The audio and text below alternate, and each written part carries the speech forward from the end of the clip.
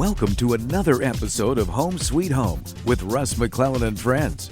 Here's your host, Russ McClellan. Hey, how's everybody doing in the land of COVID? One more time with a brand new variant. Can you believe it? I don't even know how to pronounce them anymore. There's so many. It's going to be like tornadoes pretty soon. We got a letter for each one. You know, what letter is it today? You know, and I don't mean to say anything. You know, there's been a lot of people hurting and, you know, died from this, right? They say, 5 million people? That's a lot of people.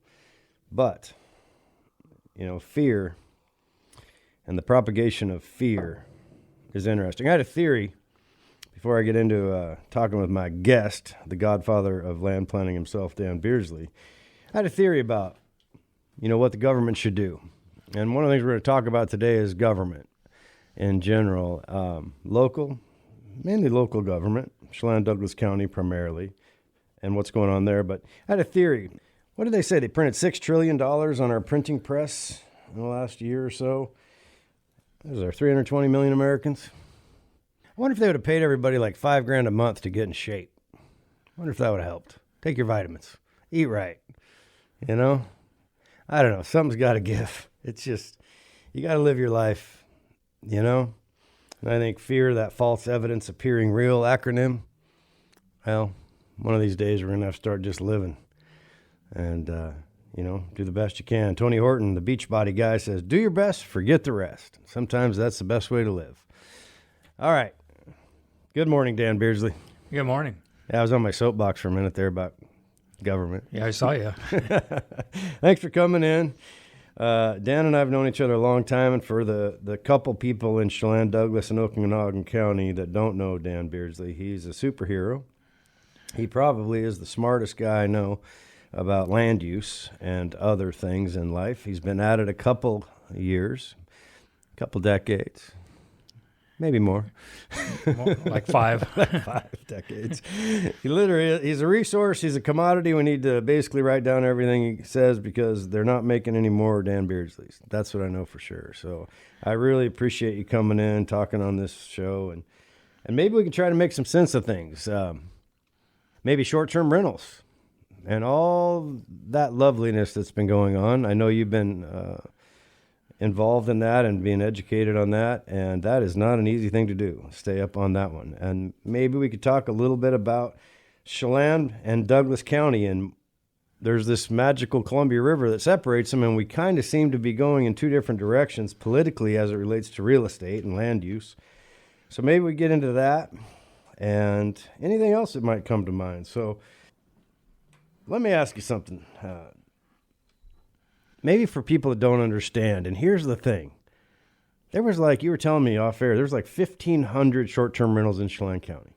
And for the people that don't know what's happening is maybe you could fill them in, but to get straight to the point, there's only been maybe 200-300 applications to keep being a short-term rental. So there's a lot of people that don't know what's going on. So I hope with this show, we can at least tell people what it is, what's going on, and maybe where we think it's going.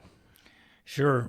Well, as you know, Russ, I work with the Realtors Association and the Builders Association, BNCW, which is a small business organization. We all are very interested in private property rights, so I stay tuned into all these goings-on, and the short-term rental has been process has been an ongoing issue in Chelan County for the last couple of years, and in July they finally adopted a new code.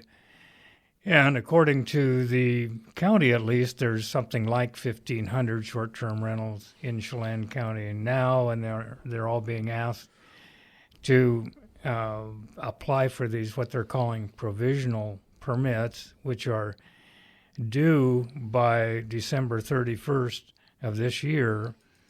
And there's only probably less than 20% have actually applied. By the time this airs, I don't know what it'll be, but it's a small number, really. So there's a lot of people out there that maybe don't even know what's going on or have chosen to ignore it. Well, we don't really know. The commissioners and the planning staff are wrestling with this.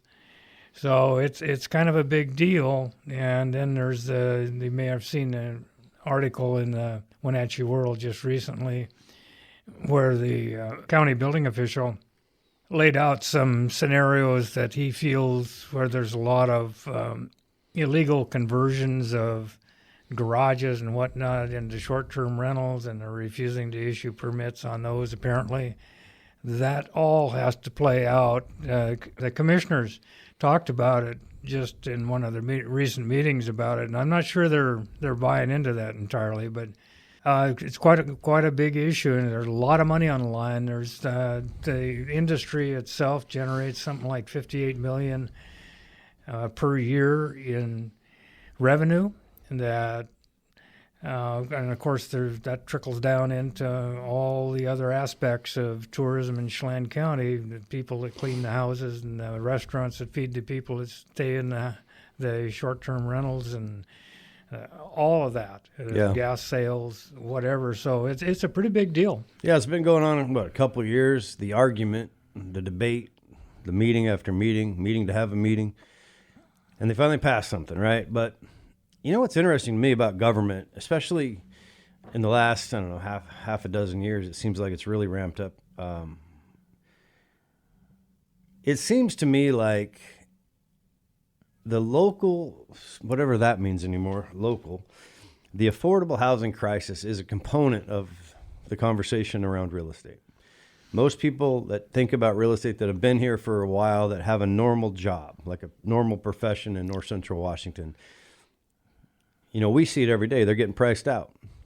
And sometimes people connect the dots between short-term rentals and affordable housing and then the nuisance factor. I retired in Manson, or I retired in Leavenworth, and I don't want anybody next to me making noise and having frat parties and no controls. And I get I get the ideology on both sides.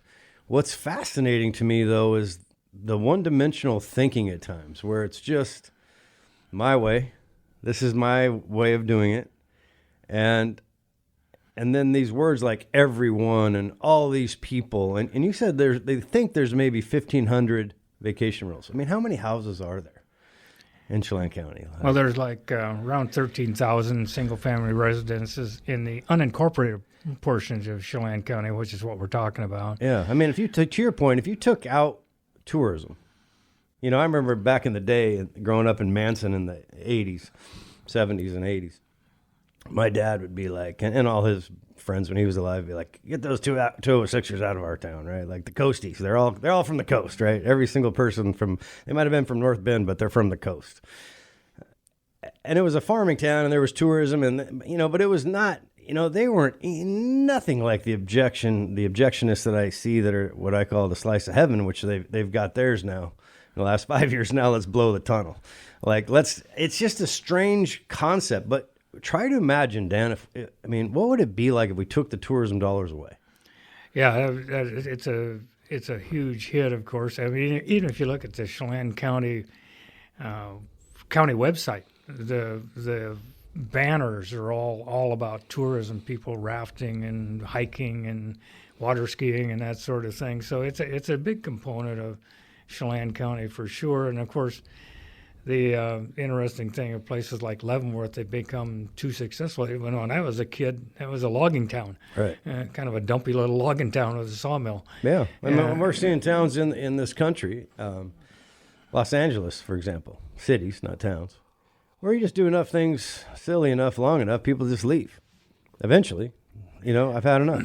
The interesting thing about the regulating the short-term rentals, in my mind anyway, and I've expressed this various times, that it's being treated, it's trying to regulate a behavior issue through the land use process. And the problem with short-term rentals that is expressed over and over again about the people that oppose those sorts of facilities are the obnoxious behavior, loud parties late at night, and it's really, in my mind, a behavior issue, not a land use issue. The land use issue is the building, that who's in it and what they're doing, is the problem, but they're attacking it through a land use process. And in my view, that's a mistake, but nobody elected me to anything. So Yeah.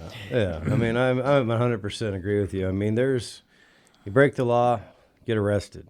All right. I mean, but don't tell somebody they can do something for 50 years and then tell them they can't in a day. I mean, this whole thing about private property rights, people don't get it. It's like the Second Amendment. And, if you don't want guns, fine. It's America. You can say whatever you want. But this idea that Second Amendment's a great example. I'm going to take your clip away, and then I'm going to take your bullets away, and then I'm not going to take your gun away. It just doesn't lead anywhere. That's a positive solution, because there's this extremist point of view on either side, rather than taking a look at the challenges and, like you said, the behaviors, and then maybe addressing them. And now we're 2 years in, they've passed a law. Now there's lawsuits that are attacking that law. And then we've got all these people that probably don't even know what's happening. And that's something that's really a sad situation for those investors that have invested in our communities. They do love to come over, and many of them have been coming over here for a long time. So when we get into the second segment, I mean, it's hard for me not to get a little bit on my soapbox 2 years into this, because I've been watching it. And, I just see some real pain coming down the pipe for people. And, at least maybe this show, we can educate them on what's going on in the next couple segments, and hopefully we'll be better for it. So we'll be right back in a few minutes with Dan Beardslee, the godfather of land planning. Keller